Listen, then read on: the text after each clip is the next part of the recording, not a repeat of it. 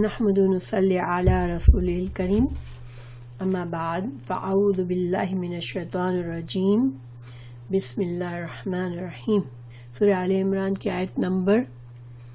195 پر. ٹھیک ہے، انشاءاللہ 195 سے ہم شروع کریں گے. فاستجاب لهم ربهم انی لا اضیع عمل عامل منکم من ذکر او انثى بعضکم من بعض فالذین هاجروا واخرجوا من دیارهم وأوذوا في سبیلی وقاتلوا وقتلوا لأكفرن عنهم سيئاتهم ولأدخلنهم جنات تجري من تحتها الأنهار ثوابا من عند الله والله عنده حسن الثواب. بس ان کے رب نے ان کی دعا قبول فرما لی کہ تم میں سے کسی کام کرنے والے کے کام کو خواہ وہ مرد ہو یا عورت میں ہرگز ضائع نہیں کرتا. تم آپس میں ایک دوسرے کے ہم جنس ہو، اسی لیے وہ لوگ جنہوں نے ہجرت کی اور اپنے گھروں سے نکال دیے گئے اور جنہیں میری راہ میں ایذا دی گئی اور جنہوں نے جہاد کیا اور شہید کیے گئے، میں ضرور بضرور ان کی برائیاں ان سے دور کر دوں گا اور بالیقین انہیں جنتوں میں لے جاؤں گا جن کے نیچے نہریں بہہ رہی ہیں. یہ ہے ثواب اللہ تعالیٰ کی طرف سے اور اللہ تعالیٰ ہی کے پاس بہترین ثواب ہے. پیچھے سے چلتے ہیں، ذرا سا پیچھے ہم نے کیا پڑھا اس پر غور کر لیتے ہیں. پیچھے اللہ سبحانہ تعالیٰ نے ہمیں کچھ دعائیں سکھائی ہیں. ٹھیک ہے، ربنا انک من تدخل النار فقد اخزیتہ وما للظالمین من انصار ربنا اننا سمعنا منادیا ینادی للایمان ان آمنوا بربکم فآمنا ربنا فاغفر لنا ذنوبنا وکفر عنا سیئاتنا وتوفنا مع الابرار ربنا وآتنا ما وعدتنا على رسولك لا تخزنا يوم القیامہ انک لا تخلف المیعاد. جس طرح سورہ بقرہ میں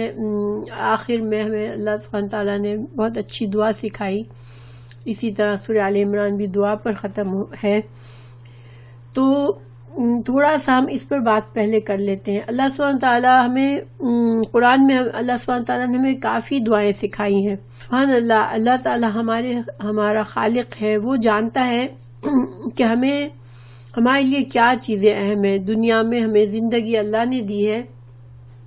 اللہ نے ہمارے لیے ایک مقصد بنایا ہے زندگی کا. تو اس مقصد کو حاصل کرنے کے لیے ہمیں کیا چیزیں سب سے زیادہ ضروری ہے. ویسے تو ہم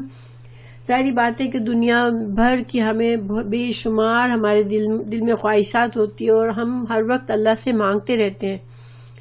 مگر قرآنی دعاؤں پر غور کرنے سے ہمیں پتہ چلتا ہے کہ جو سب سے اہم چیز اللہ نے ہمیں سکھائی ہے وہ ہمارا فوکس آخرت پر ہونا چاہیے. حالانکہ اللہ نے ہمیں دنیا کی بھی نعمتوں کی دعائیں سکھائی ہیں قرآن میں،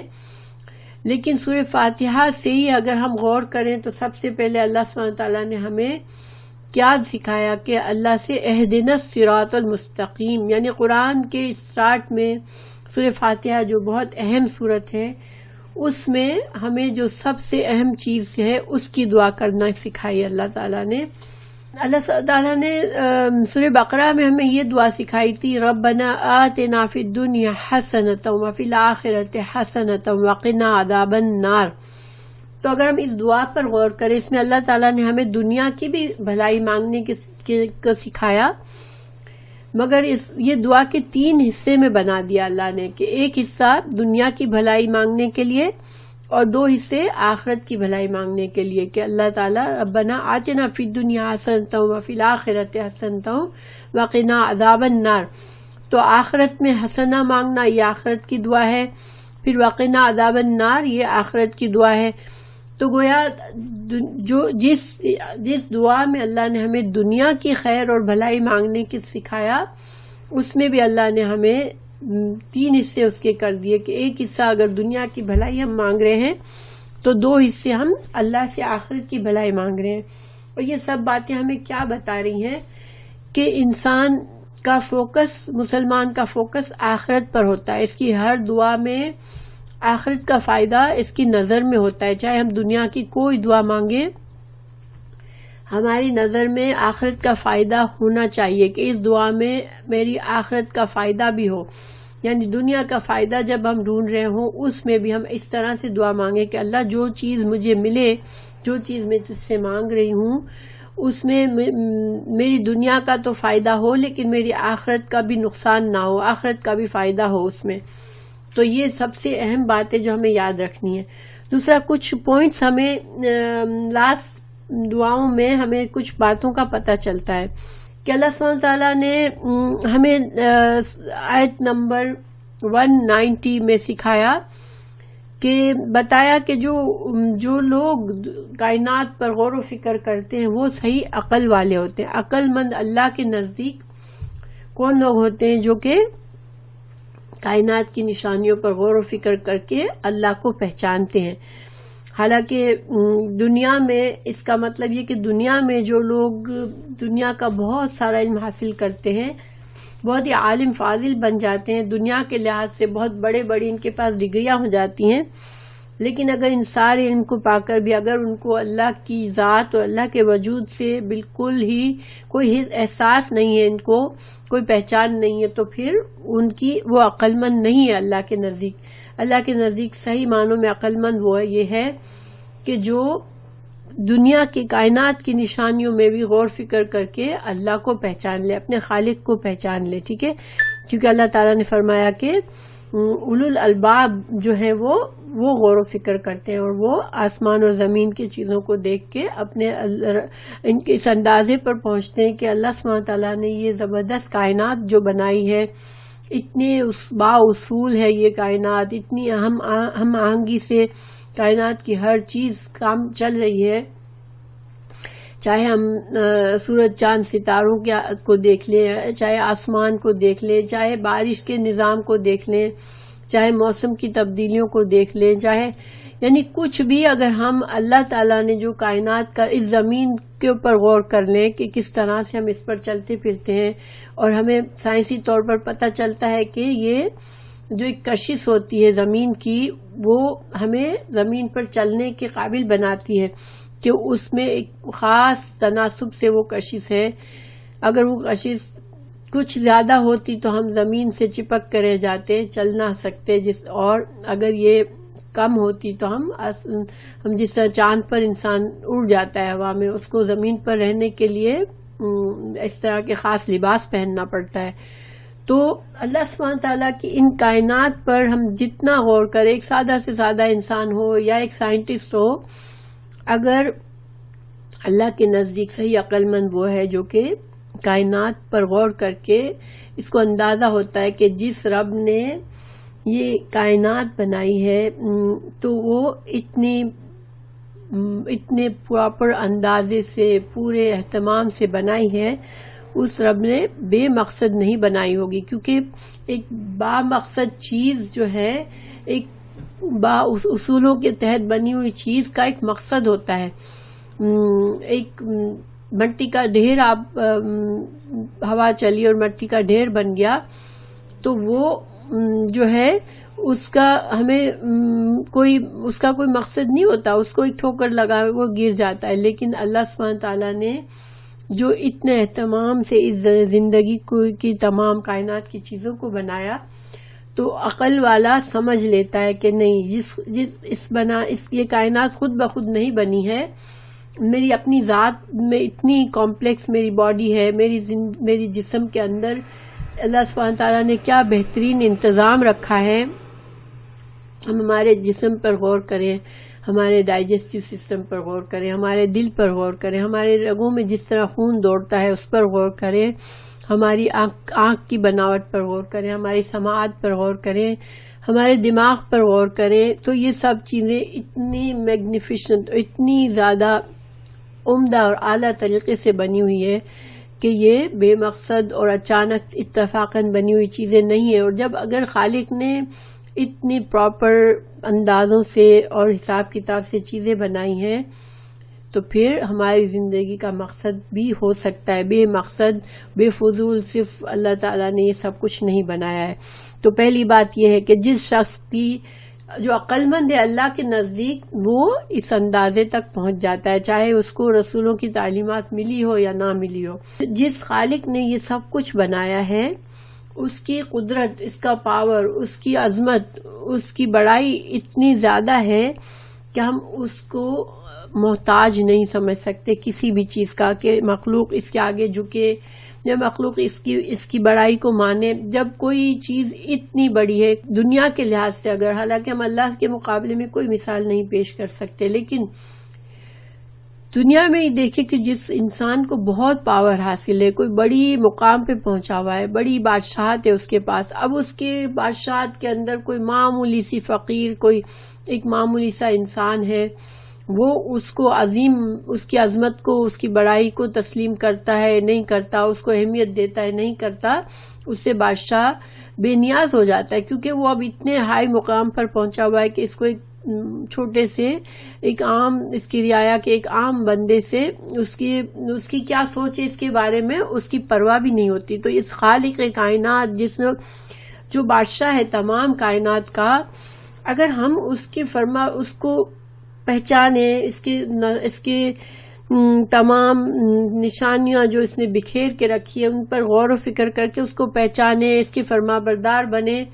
یا نہ بنے، اس کو کوئی فرق نہیں پڑتا، اس کو ہماری کائنات کا ذرہ ذرہ اس کی تخلیق ہے اور اس کی مرضی کے مطابق چل رہا ہے۔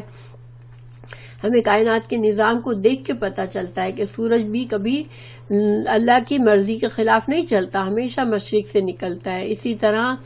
ہوائیں چلتی ہے، اسی طرح بارش کا نظام ہے، اسی طرح ہر چیز، کائنات کی ہر چیز جو ہے وہ اللہ کی فرما بردار ہے۔ یہ زمین اللہ کی فرما بردار ہے جو ہمیں اس پر چلنے دیتی ہے اپنے اوپر۔ تو اگر جس خالق کی کائنات ہر چیز اس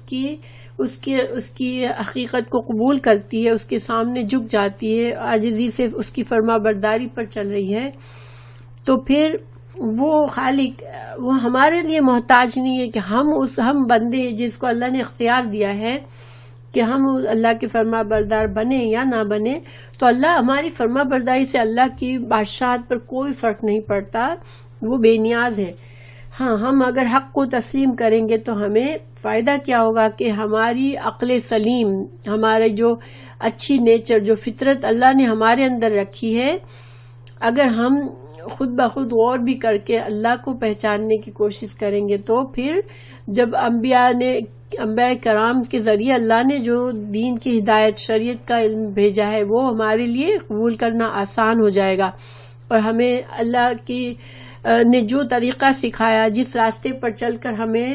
اپنی زندگی کا مقصد مکمل ہوگا اور ہم جنت حاصل کر سکیں گے، کیونکہ یہی ہمارا مقصد ہے کہ اللہ کی رضا اور اللہ کی جنت حاصل کر لیں، تو ہمیں ہی فائدہ ہے۔ اگر ہم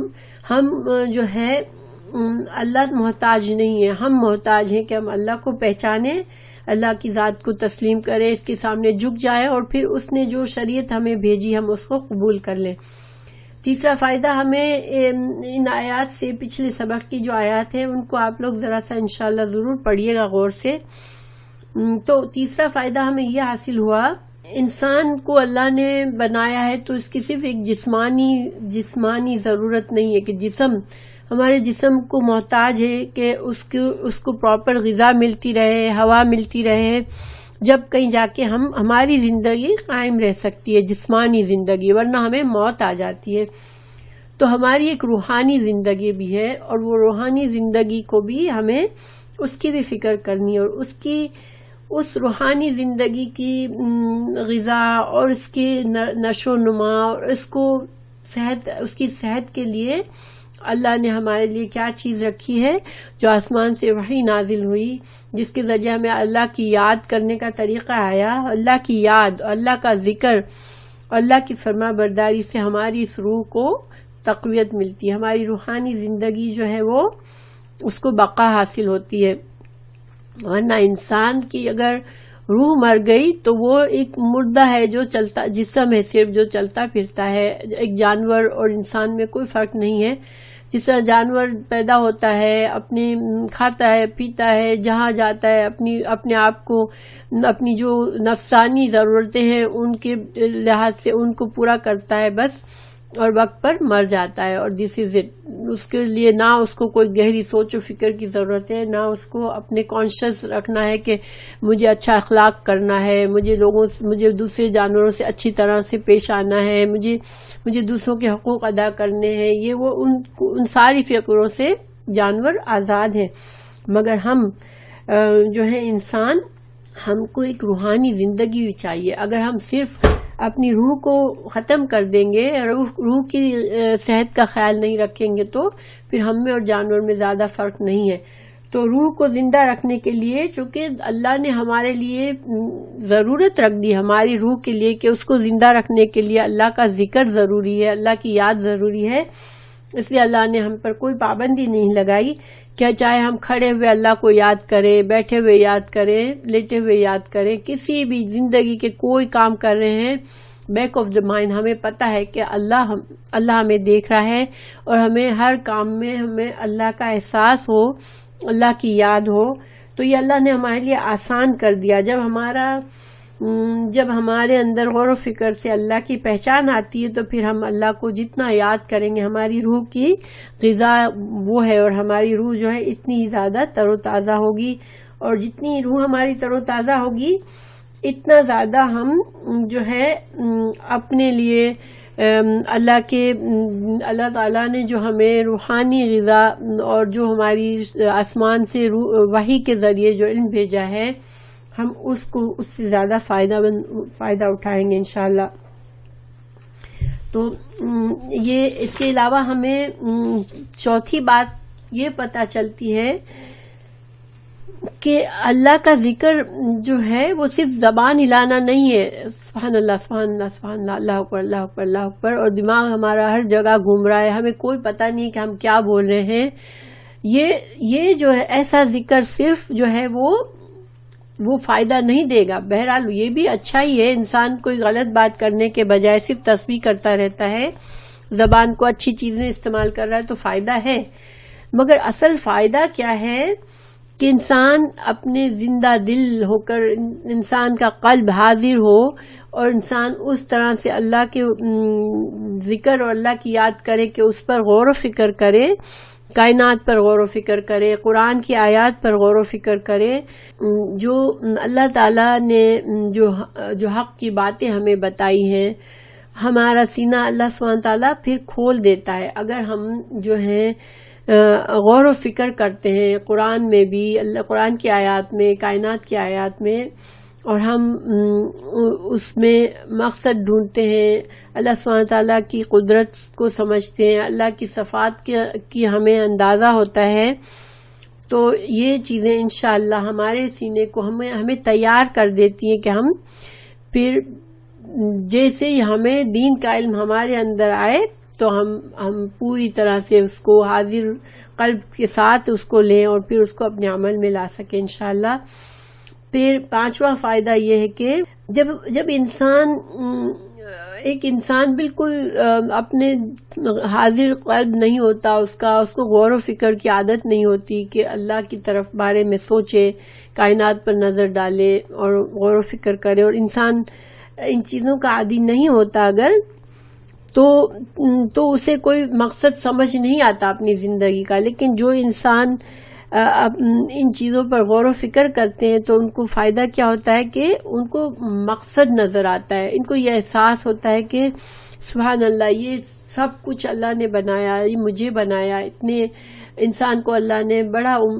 اعلیٰ درجہ دیا ہے دوسری مخلوق کے مقابلے میں. کائنات کی ہر چیز سے انسان فائدہ اٹھاتا ہے. اور ہم نے کیا کیا اللہ تعالیٰ کے لیے؟ ہم نے تو کچھ نہیں کیا. اللہ سبحانہ تعالیٰ نے ہمیں یہ نعمت عطا کی ہے کہ کائنات کی چیزوں سے ہم فائدہ اٹھائیں، اور یہ ساری چیزیں اللہ کی بنائی ہوئی ہیں، یہ اللہ کی چیزیں ہیں، ہمارا ان پر کوئی حق نہیں ہے. لیکن ہم جب ان کو استعمال کرتے ہیں، ان کو فائدے میں لاتے ہیں، تو پھر انسان کو یہ اللہ کے اپنی خلقت، اپنی پیدائش کا مقصد بھی سمجھ میں آتا ہے کہ جس اللہ نے مجھے اتنی بے شمار نعمتیں دی ہیں اور مجھے بہت سی مخلوق پر ترجیح دی ہے، تو پھر اس کا کوئی مقصد ہے، مجھ پر بھی کوئی ذمہ داری ہے. میں نے کوئی احسان اللہ پر نہیں کیا تھا کہ اللہ نے مجھے یہ مقام دے دیا. گویا کہ مجھے یہ سب کچھ جو کچھ ملا ہوا ہے تو اس کے لیے پھر مجھ پر کوئی ذمہ داری ہے، میرا کوئی مقصد ہے، مجھے اللہ کو کسی طرح سے راضی کرنا ہے کہ میرا جب میں اس دنیا سے جاؤں تو میرا جو ہے میں اچھے انجام کو پہنچوں، کیونکہ ہم اگر بالکل ناشکرے پن سے زندگی گزارتے ہیں، اللہ کی تمام نعمتوں سے فائدہ اٹھاتے ہیں اور اللہ کی شکر گزاری اور غور و فکر نہیں کرتے کہ اللہ سبحانہ تعالیٰ نے کیسے مجھے دے دی یہ سب کچھ، میں نے کیا کیا تھا، کیا میرے اس سب کچھ نعمتوں سے مجھ پر کوئی ذمہ داری بھی عائد ہوتی ہے، اور اس ذمہ داری کو انسان سمجھے گا، پھر شریعت کے علم سے اس کو اپنے اللہ کے احکامات کی سمجھ آئے گی کہ ہاں ٹھیک ہے، اللہ سبحانہ تعالیٰ نے مجھے یہ اس طرح سے مجھے بیہیو کرنے کے لیے کہا ہے، اس طرح سے میری زندگی کو گزارنے کے لیے کہا ہے، تو پھر جب میں ایسے کروں گا تو مجھے اللہ کی رضا حاصل ہوگی اور اللہ کے رسول صلی اللہ علیہ وسلم کی بتائی ہوئی شریعت کو ہم خوشی سے قبول کریں گے۔ تو اور جب ہم یہ سب کچھ کریں گے تو پھر ہمیں یہ بھی احساس ہوگا کہ ہم بہت کمزور بھی ہیں، ہمارے لیے بہت سی رکاوٹیں بھی ہیں اس شریعت پر پراپر چلنے کے لیے، ہم اتنی آسان بھی نہیں ہے کہ ہم بغیر ایفرٹ کے، بغیر محنت کے، بغیر اللہ کی مدد کے ہم اپنے آپ کو کامیاب کر سکیں۔ تو پھر انسان اللہ سے دعا کرتا ہے، کیونکہ یہ دعائیں اللہ نے سکھائی، اس کا مقصد ہی یہی ہے کہ یہ ہمیں بتاتی ہیں کہ یہ دعا کون سے انسان کرتے ہیں جو کہ ان ساری باتوں پر غور و فکر کر کے اپنی زندگی کے مقصد کو سمجھتے ہیں، پھر انہیں احساس ہوتا ہے اپنی ذمہ داری کا، پھر انہیں اپنی کمزوری کا بھی احساس ہوتا ہے، تو پھر وہ دعا کرتے ہیں کہ اللہ ہمیں جس مقصد نے، ہمارا جو مقصد ہے تیری رضا حاصل کرنے کا، تو ہمیں اس میں کامیابی عطا کر دے۔ تو یہ دعاؤں کا خلاصہ تھا جو ہم نے پیچھے پڑھی۔ پھر جب انسان اس طرح سے دعا کرتا ہے غور و فکر سے، سمجھ سے، تو اللہ سبحانہ تعالیٰ نے اس آج کی آیت میں ہمیں پتہ چلتا ہے کہ اللہ سبحانہ تعالیٰ فوراً دعا قبول کر لی اللہ نے، اور جیسے ہی بندے نے دعا کی اللہ نے فرما دیا فاستجاب، تو قبول کر لی۔ فا جو ہوتا ہے پھر اس کے بعد، یعنی ہم نے دعا کی تو اللہ نے اس کے بعد دعا قبول کی، یعنی کچھ کام کے بعد اس کا وجہ سے یہ کام ہوا۔ تو ثم بھی ایک لفظ اسی لیے آتا ہے، پھر ثم آپ لوگوں نے پڑھا ہوگا، ثم عربی میں آتا ہے کہ اس کے بعد، کسی کام کے بعد یہ نتیجہ آیا، لیکن فا جو ہوتا ہے وہ فوراً کے لیے ہوتا ہے، ثم میں تھوڑا سا وقت لگتا ہے وہ کام ہونے میں۔ تو اللہ سبحانہ تعالیٰ نے فوراً ہماری دعا قبول کر لی، فاستجاب، تو قبول کر لیا، لہم ان کے لیے، ربہم ان کے رب نے، اللہ تعالیٰ نے جس بندے نے یہ سب کچھ کیا جو ہم نے ابھی پڑھا، کہ غور و فکر کیا، اللہ کی ذات کو پہچانا، پھر رسولوں کی تعلیمات کو قبول کیا، اور پھر اللہ سے کوشش بھی کی، دعائیں بھی کی، اور اپنے آپ کو مضبوط بنایا، تو پھر اللہ سبحانہ تعالیٰ نے اس کی دعا قبول کر لی۔ اور پھر اللہ تعالیٰ نے فرمایا انی، بے شک، لا نہیں، اضیع، میں ضائع نہیں کرتا، عمل عاملین، کسی عمل کرنے والے کا، منکم، تم میں سے، من ذکرین، چاہے وہ کوئی مرد ہو، او انثی، یا عورت ہو، بعضکم، بعض تم میں سے، من بعضن، بعض سے ہے۔ تو آپ دیکھیں اس آیت پر ہم غور کرتے ہیں، یہاں پر ایک خاص بات جو ہمیں نوٹ کرنے کی ہے کہ اللہ تعالیٰ نے فرمایا کہ میں عمل ضائع نہیں کرتا ہوں۔ جن لوگوں نے کوشش کی میری رضا حاصل کرنے کے لیے، آخرت کے لیے، دنیا اور آخرت کی بھلائی حاصل کرنے کے لیے، دعائیں بھی کیں، کوششیں بھی کیں، ایمان بھی لے آئے، تو پھر میں ایسے لوگوں کے اعمال کو ضائع نہیں کرتا، کیونکہ یہ ساری محنت کی چیزیں ہیں، یہ اعمال آسان نہیں ہے، تو اللہ ضائع نہیں کرتا۔ پھر ایک خاص بات جو ہمیں اللہ نے یہاں بتائی کہ چاہے وہ مرد ہو چاہے عورت، گویا کہ اللہ تعالیٰ نے ہمیں بتا دیا اس آیت میں کہ جو دین کے اوپر چلنے کے لیے کوشش ہے، جو محنت ہے، نیک اعمال ہے، جو دعائیں ہیں، ان سب کے قبولیت کے بارے میں اللہ سبحانہ تعالیٰ کوئی ڈسکریمنیشن نہیں کرتا کہ مردوں کو زیادہ بڑا درجہ ہے، عورتوں کو زیادہ بڑا درجہ ہے، نہیں، حالانکہ قرآن میں ہی ہمیں کچھ چیزوں میں بتایا کہ مرد کا بڑا درجہ ہے. مرد جو ہے وہ جیسے جہاد میں مرد شامل ہوتا ہے، اسی طرح مرد جو ہے وہ گھر میں قوام ہوتا ہے، عورت اور بچوں کا ذمہ دار ہوتا ہے. تو مرد کے لیے جیسے مرد جو ہے وہ جماعت کی نماز کے لیے جاتا ہے، یعنی مرد کو اللہ تعالیٰ نے کچھ ایسی چیزیں دی ہیں جو بہت خاص ہیں اور عورتوں کے لیے وہ چیزیں نہیں ہیں. تو ہم یہ کہیں نہ سمجھ لیں کہ ہم کوشش اور عمل میں ہم کہیں مردوں سے کم ہیں، کہ مردوں کو ان کی کوشش کا زیادہ اجر ملے گا، عورتوں کو کم نہیں. مرد اور عورت اس معاملے میں بالکل برابر ہے اللہ کے نزدیک، کہ بعضکم من بعض، یعنی کہ تم میں سے بعض میں سے، یعنی ہم عورت اور مرد جو ہیں ایک دوسرے کے برابر ہیں اس میں اجر اور ثواب کے لحاظ سے. اللہ تعالیٰ فرما رہے ہیں فالذین، وہ لوگ جنہوں نے ہاجروا، ہجرت کی، وخرجوا، اور نکالے گئے، من دیارہم، اپنے گھروں سے، وؤذوا، اور اذیتیں دیے گئے، ستائے گئے،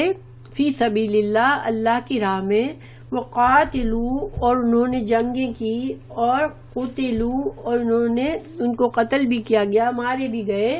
لَأُكَفِّرَنَّ، البتہ میں ضرور ان سے دور کروں گا، عنہم، ان سے، سیئاتہم، ان کی برائیاں، وَلَأُدْخِلَنَّهُمْ، اور البتہ میں ضرور داخل کروں گا ان کو، جنات، باغات میں، تجری، بہتی ہے، من تحت، جن کے نیچے سے، انہار، نہریں. تو ثواباً، بدلہ ہے، عطا ہے، من عند اللہ، اللہ کے پاس سے، اللہ کی طرف سے یہ بدلہ ہے. واللہ، اور اللہ تعالی، عندہ، اس کے پاس، حسن ثواب، بہت بہترین ہے، اچھا ہے ثواب، بدلہ. تو ثواب کیا ہوتا ہے؟ ثواب جو ہوتا ہے وہ جیسے ہم کوئی نیکی کرتے ہیں تو اس کا ہمیں جو بدلہ ملتا ہے اس کو ثواب کہتے ہیں، اعمال کا بدلہ، نتیجہ، اس کو ثواب کہتے ہیں. لیکن اللہ سبحانہ تعالیٰ نے یہاں ہمیں یہ بات سمجھائی کہ اب یہاں پر یہ آیات ہم دیکھا جائے تو وہ جو شروع میں مکہ کی رسول اللہ صلی اللہ علیہ وسلم کی زندگی میں جو لوگ مسلمان ہوئے ان کو بہت زیادہ قربانیاں دینی پڑی تھی. ٹھیک ہے، ان کو آزمایا گیا، اس وقت ایمان لانا بہت مشکل کام تھا، لیکن ان کو بہت ستایا بھی گیا،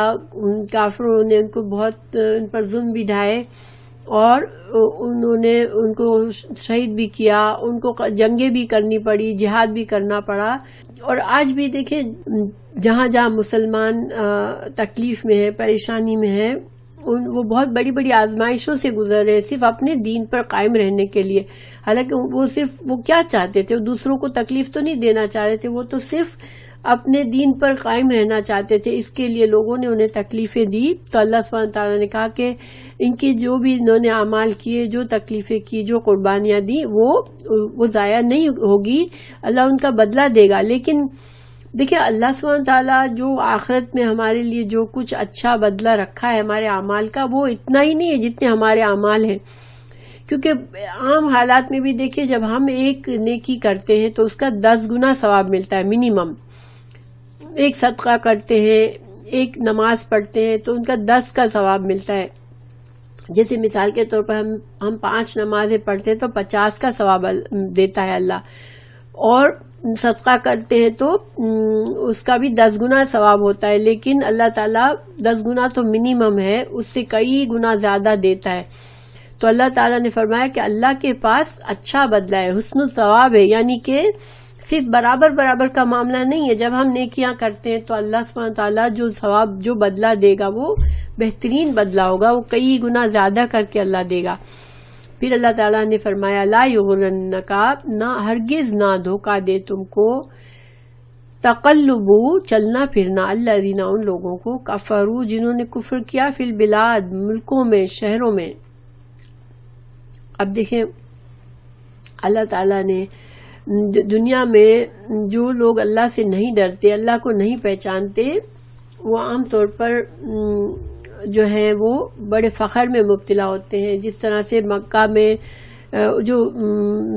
کافروں نے مسلمانوں کے ساتھ زیادتیاں کی، وہ بڑا بہت اکڑ کے ساتھ رہتے تھے، ان کو بڑا اپنا بڑاپن نظر آتا تھا اپنے غلط کاموں میں، مسلمانوں کے ساتھ زیادتیاں کرنے میں۔ لیکن کبھی انسان یہ نہ سوچے، تسلی دی گئی، اللہ تعالیٰ نے تسلی دی اس آیت میں، اور آج بھی مسلمانوں پر جو لوگ زیادتی کرتے ہیں جہاں ان کو موقع ملتا ہے تو وہ بڑا غرور اور تکبر ان کا ہوتا ہے کہ بے مقصد کسی قوم کے ساتھ زیادتی کرنا صرف اس لیے کہ وہ اللہ کے دین پر چلنا چاہتے ہیں، تو یہ ایک غرور اور تکبر ہے ان کا۔ تو اللہ سبحانہ تعالیٰ فرما رہے ہیں کہ یہ جو تقلب ان کا چلنا پھرنا ہے دنیا میں، یہ بڑے ٹھاٹ سے اپنے کاروبار، اپنے دنیا کمانے کے لیے ادھر ادھر پھرتے رہتے ہیں، تو وہ تم کو یہ نہ ہو کہ لو ہم اتنی مصیبتوں میں گزر رہے ہیں جبکہ ہم اللہ کو مانتے ہیں، اللہ کی فرما برداری چاہتے ہیں، اور یہ لوگ جو بالکل کوئی فرما برداری نہیں کر رہے اور زیادتیاں کر رہے ہیں، وہ لوگ کیوں دنیا میں اتنے شان سے رہ رہے ہیں۔ تو تم میں سے کسی ایک کو بھی، یہاں پر واحد کی یغرن کا جو ہوتا ہے تجھ کو، ٹھیک ہے، واحد ضمیر تو آپ صلی اللہ علیہ وسلم سے کہا گیا، لیکن چونکہ واحد کی ضمیر سے یہ بھی فائدہ نکلتا ہے کہ ہر مسلمان جو اب اللہ کی راستے پر چلنے کے لیے، اللہ کی رضا پانے کے لیے دنیا میں صبر سے چل رہا ہے، تکلیفیں بھی برداشت کرتا ہے، لیکن اپنے دین سے ثابت قدمی سے چل رہا ہے، تو وہ دل میں کبھی یہ نہ سوچے کہ جو لوگ دین پر نہیں چل رہے وہ کتنے کیئر فری چل رہے ہیں، کتنے مزے سے لائف میں انجوائے کر رہے ہیں۔ کبھی تم اس دھوکے میں نہ پڑنا، کیونکہ متاع قلیل، فائدہ تھوڑا سا ہے، دنیا کا فائدہ بہت تھوڑا سا ہے، تو یہ تو دنیا کا سامان ان کو ملا ہوا ہے، یہ بہت قلیل ہے۔ ثم مأواہم، لیکن بعد میں، اس کے بعد، ثم دیکھیں یہاں ثم آ گیا، پھر یعنی تھوڑے بعد میں، ٹھیک ہے، فا آیا تھا تو فوراً بعد اللہ نے دعا قبول کی تھی، ثم پھر تھوڑے وقت کے بعد، اس دنیا کی تھوڑی سی زندگی پوری ہونے کے بعد، مأواہم، ان کا ٹھکانہ جہنم ہے، وبئس المہاد، اور بہت برا ٹھکانہ ہے۔ تو دنیا میں جو لوگ اللہ سے غافل ہو کر اور اپنے آپ کو بالکل فری سمجھتے ہیں کہ بس دنیا میں ہمارا کوئی مقصد نہیں سوائے اس کے کہ ہم اپنی زندگی کو انجوائے کریں، تو وہ پھر آخرت میں ان کے لیے کوئی بھلائی نہیں ہے، کوئی خیر نہیں ہے، وہ بہت برا ٹھکانہ ان کے لیے ہے۔ پھر اللہ تعالیٰ نے فرمایا لیکن الذین، لیکن وہ لوگ اتقوا، جنہوں نے تقویٰ کیا، اور تقویٰ کیا ہوتا ہے؟ تقویٰ ہے کہ انسان جو ہے اللہ کے خوف، اللہ کی ناراض ہونے کے خوف کو کبھی نہ چھوڑے، ٹھیک ہے، ہمیشہ زندگی کے ہر قدم پر، ہر معاملے میں وہ یہ دیکھے کہ اللہ سبحانہ تعالیٰ کی ناراضگی کا کوئی پہلو نہیں ہے میرے کام میں، اللہ سے ڈر کے، بچ کے، گناہوں سے اپنے آپ کو بچاتا رہے۔ جو لوگ اس طرح سے زندگی گزارتے ہیں اور دین پر قائم رہتے ہیں، تو ان کے لیے اللہ نے کیا رکھا ہے؟ جنات، ان باغات ہیں، تجری، بہتی ہیں، من تحتہا، ان کے نیچے سے، انہار، نہریں، خالدین، وہ ہمیشہ رہیں گے، فیہا، ان میں، نزلاً، مہمانی ہے، من عند اللہ، اللہ کے طرف سے، وما عند اللہ، اور جو اللہ کے پاس ہے، خیر، بہتر ہے، بہترین ہے، للابرار، ابرار، نیک کام کرنے والوں کے لیے۔ تو یہاں پر اللہ تعالیٰ نے دو چیزیں بتائی، نزلاً، مہمانی ہے، اور پھر جو اللہ کے پاس ہے وہ بہتر ہے، یعنی نزلاً ایسی ویلکم جو ہے جو بگننگ میں ہوا، ٹھیک ہے، تو یعنی کہ جب جو لوگ تقویٰ کے ساتھ زندگی گزار رہے ہیں تو ان کو پہلے اچھی طرح سے ان کو ویلکم کیا جائے گا، اللہ تعالیٰ جیسے مہمان، بہت معزز مہمان کے لیے ان کو باعزت طریقے سے ریسیو کیا جاتا ہے، اس طرح سے مہمانوں کو ان کو ریسیو کر کے پھر جو کچھ اللہ ان کو بعد میں دے گا وہ بہت ہی بہترین ہے۔ جو لوگ نیک ہوتے ہیں، جو ابرار، جو نیکی کے ساتھ زندگی گزارتے ہیں، پھر اِنَّ مِنْ اہل الکتاب، اور بے شک اہل کتاب میں سے، لمن، البتہ جو، یؤمنو، ایمان رکھتا ہے، باللہ، اللہ پر، وما انزل، اور جو نازل کیا گیا، الیکم، تمہاری طرف، وما انزل، جو نازل کیا گیا، الیہم، ان کی طرف، خاشعینا جو ڈرتے ہیں اللہ سے، لا یشترون اور نہیں بیچتے، بیآیات اللہ آیات کے بدلے، ثمنن اللہ کی آیات کے بدلے نہیں لیتے، ثمنن قیمت، قلیلاً تھوڑی سی، اولئک لہم یہ وہ لوگ ہیں ان کے لیے، اجرہم اجر ہے ان کا، عند ربہم ان کے رب کے پاس، ان اللہ سریع الحساب اللہ بہت جلد حساب لینے والا ہے۔ تو دیکھیں چونکہ سورہ بقرہ میں، سورہ آل عمران میں اہل کتاب کی بہت مذمت کی گئی، ان کی برائیاں بتائی گئیں، ان کے لیے برے انجام کی وعید کی گئی، تو اللہ سبحانہ تعالیٰ چونکہ عادل ہے، اللہ کسی کے ساتھ بے انصافی نہیں کرتا، تو اہل کتاب میں سے جن لوگوں نے ایمان کو قبول کیا، اللہ رسول اللہ صلی اللہ علیہ وسلم کی دعوت کو قبول کر لیا، ان کے بارے میں اللہ تعالیٰ نے خاص یہ آیت نازل کر دی کہ وہ لوگ بھی خوش ہو جائیں، کیونکہ ان کو جن لوگوں نے اپنے نبی کی لائی ہوئی شریعت پر قائم رہے، جب تک رسول اللہ صلی اللہ علیہ وسلم رسول ان کی نبوت نہیں ملی تھی، اور پھر جب آپ صلی اللہ علیہ وسلم کی نبوت ملی اور آپ نے دعوت اسلام دی، تو انہوں نے دعوت اسلام کو بھی قبول کیا اور آپ صلی اللہ علیہ وسلم کی بھی فرما برداری کی اور اسلام کی شریعت کو بھی قبول کیا، تو ان کے لیے بڑا اجر ہے اللہ کے پاس۔ ایکچولی ان کے پاس دوہرا اجر ہے، ان کی اپنی شریعت میں اللہ کے فرما برداری کرنے کا رسول اللہ صلی اللہ علیہ وسلم سے پہلے،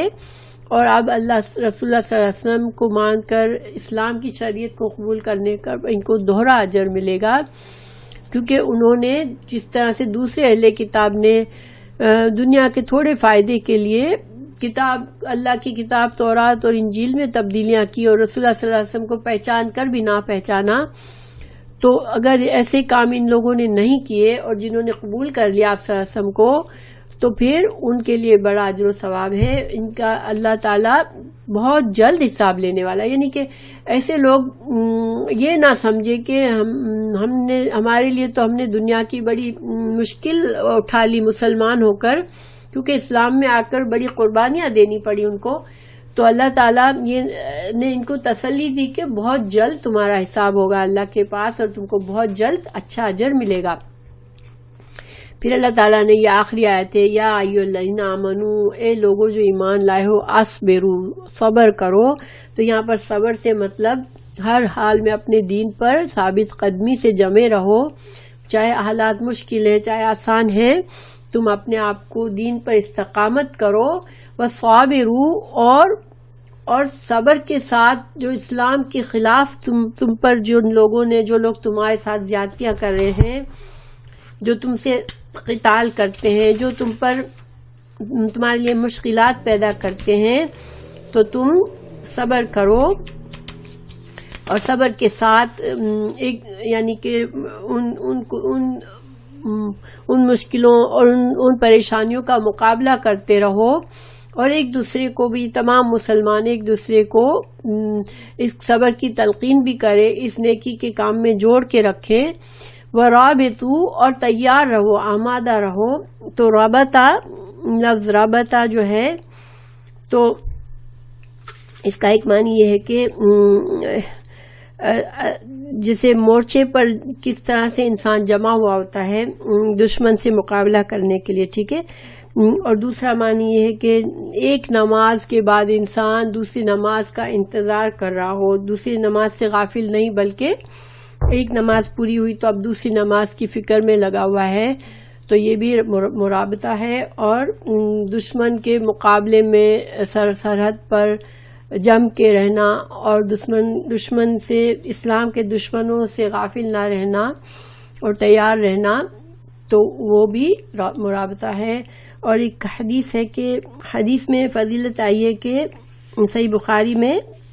کہ اللہ کے راستے میں جہاد میں ایک دن پڑاؤ ڈالنا، یعنی مورچہ بند ہونا، دنیا اور ما فیہا سے بہتر ہے، ٹھیک ہے۔ اور دوسرا یہ کہ جیسے ناگواری حالت میں بعض اوقات دیکھیں بہت سردی ہے، میں ٹھنڈے پانی سے وضو کرنا پڑ رہا ہے، فجر میں اٹھ کر، ہم تو الحمدللہ ہمیں تو گرم اور ٹھنڈا پانی ملا ہوا ہوتا ہے، مگر ظاہر اسلام تو ہر حالات میں ہر مسلمان کو فالو کرنا ہے، جو لوگ ایسے حالات میں رہتے ہیں کہ بہت سرد پانی سے صبح اٹھ کے ان کو وضو کرنا پڑ رہا ہے، تو اس میں بھی وہ اچھی طرح سے وضو کرتے ہیں، تو یہ بھی ایک جد و جہد ہے. اور مسجدوں میں سے زیادہ دور سے چل کر جانا نماز مسجد میں پڑھنے کے لیے، اور نماز کے بعد دوسری نماز کا انتظار کرنا، یہ سب جو ہے وہ رباط کہا گیا اس کو صحیح مسلم میں. تو انشاءاللہ ہمارے سورہ آل عمران مکمل ہوئی. اللہ سبحانہ تعالیٰ ہمیں صحیح سمجھ عطا کرے دین کی، اور اللہ سبحانہ تعالیٰ ہمیں اپنے دین پر استقامت دے. سورہ آل عمران میں بہت زیادہ لیسنز ہیں، خاص طور سے مسلمانوں کو ایز اے قوم کس طرح سے رہنا ہے، اپنا بہترین اخلاق بنا کر رہنا ہے، پھر اپنے دوسرے مسلمانوں کے ساتھ کیسا بلند اخلاق کر کے ایک جماعت، ایک امت بن کے رہنا ہے. اور تو اس کے لیے اللہ سبحانہ تعالیٰ نے ہمیں بہت سی اس میں تعلیمات دی ہیں. انشاءاللہ اللہ سبحانہ تعالیٰ ہمیں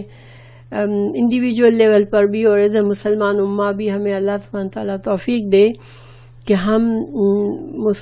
مضبوط مسلمان امت بن کے رہیں، اور اللہ سبحانہ تعالیٰ ہمیں بہترین اجر بھی نصیب کرے.